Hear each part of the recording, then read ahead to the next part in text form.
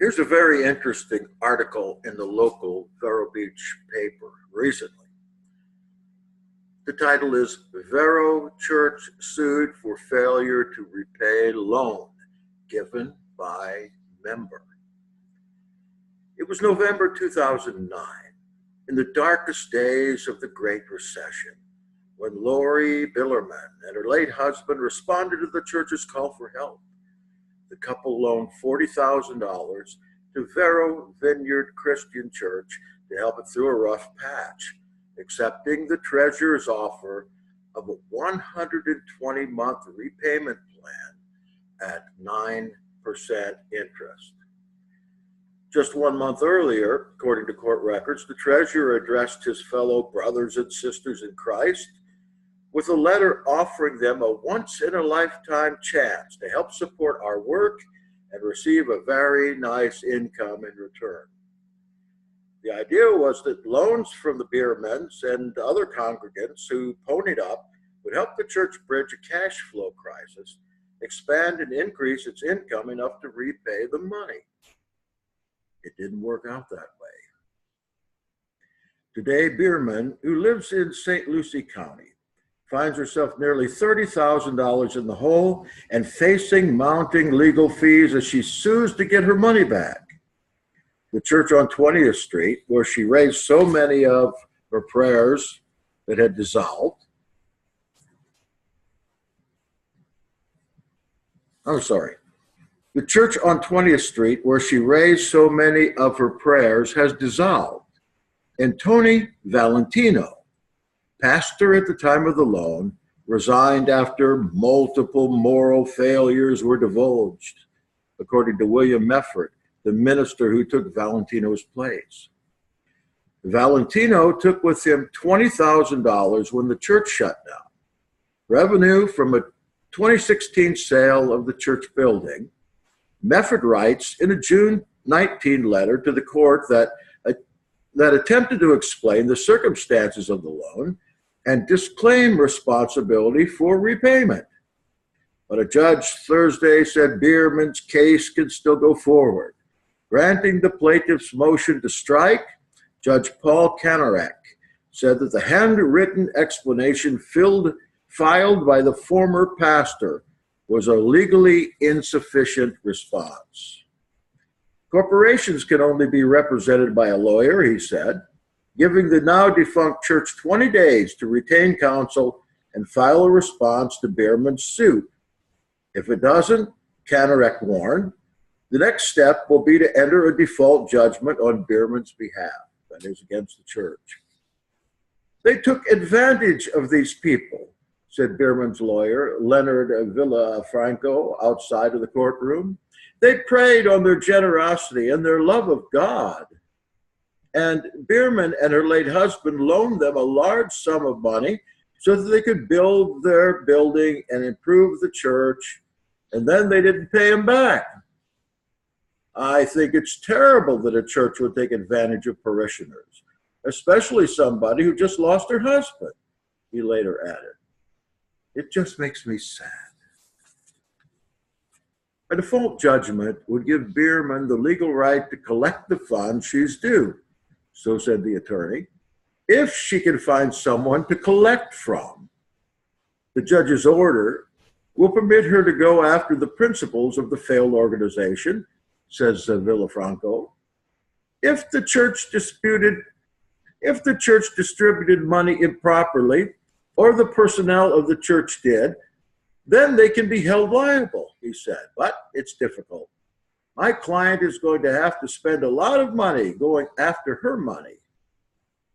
In the 2009 solicitation, the then church treasurer explains funds were needed because a bank had called in Vero Vineyard's loan and $136,000 was needed to avoid foreclosure.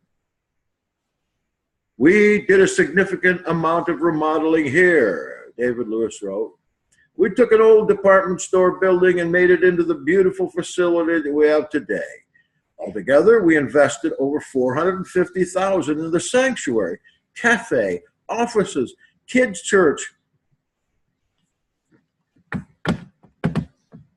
Whoop, I got a little note on here.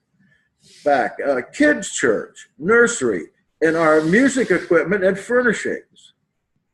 Unfortunately, we had raised only about $300,000. An information sheet attached to the letter addresses the question of whether or not a parishioner's loan to the church is safe. Church notes are not secured and are only as secure as the church is, Lewis writes. But think about it. How secure is any investment these days? How many of us have put our faith in the stock market or the real estate market, only to see the value of our investments turn into pennies on the dollar?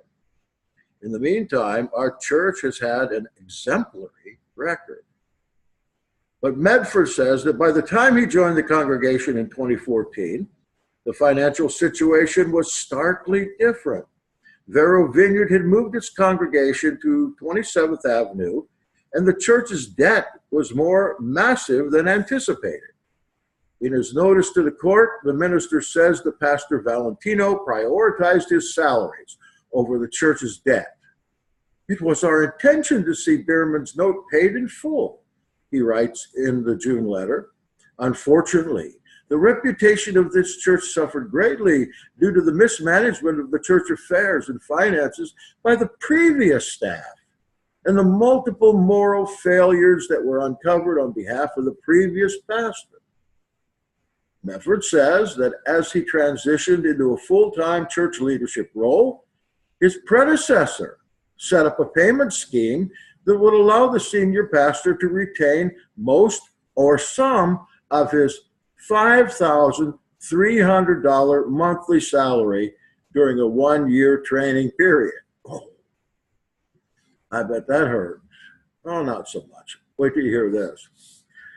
Medford claims in his written statement he didn't receive any pay while becoming a pastor at the church, but said a clause in Valentino's agreement stipulated that even if the church closed, this senior clergyman would get paid. Mr. Valentino was only present at services on occasion. Remember, he's the pastor. He would come in late, and after the offering was taken up, would leave with the money as he and his wife were in possession of the church checkbook and took care of the finances. Valentino could not be reached for comment. That's the old pastor. But Medford, the new pastor, notes he resigned in 2015, and the next year the board put the church's buildings on the market. The church believed it could get $325,000 from a sale, all of its debts, including the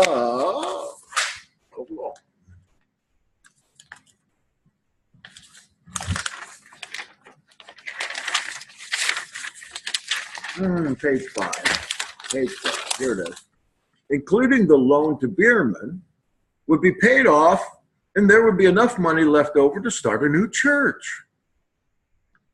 But leadership got the math wrong, Medford said. More money was due than expected. Fearing legal action by the former pastor, the board decided to pay Valentino first, getting him to agree to a $20,000 settlement. It then paid its utility bill and a security deposit and the first month's rent for Medford's new church called Overflow Church. They should call it Overdraft Church of Vero Beach. This just left $1,000 for the widow. All we were required to do was liquidate the assets and give everybody what was left, and that's what we did, said Medford, reached by phone. Bierman, this is the lady that loaned the money in the first place, doesn't blame Medford for her loss. In February 2017, she released the pastor and his new church from the outstanding debt. Medford was not with Vero Vineyard at the time of the loan, but many of the church's parishioners followed him to the Overflow Church. Funds are so low at the new church that he doesn't draw a salary there either. In January, he told the widow that the Overflow Church was no longer able to donate money to pay off Vero Vineyard's debts. That church is no longer That church is longer in existence, he explained in the letter. The whole situation is a mess. Mefford said with a deep sigh, "Oh, there's nothing that can be done." Later he added, "I think this lady has gone through enough." According to Bierman's June 2017 complaint, she is still owed $29,385.99 and has not been paid since 2016. She is suing the now defunct church for debts due, legal fees, fraud, and punitive damages. Her attorney argues that the church purposely misrepresented its financial strength for its own financial gain.